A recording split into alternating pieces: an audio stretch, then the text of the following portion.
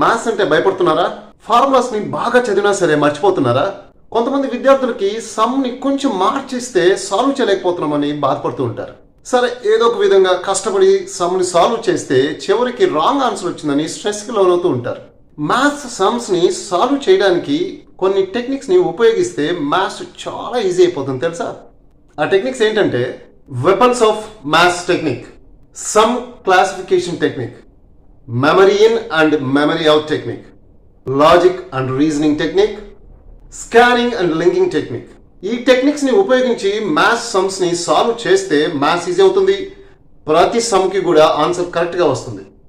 అంతేకాకుండా మీకు కాన్ఫిడెన్స్ పెరుగుతుంది. మ్యాథ్స్ మీతో ఫ్రెండ్షిప్ చేస్తుంది. ఎస్, అవును.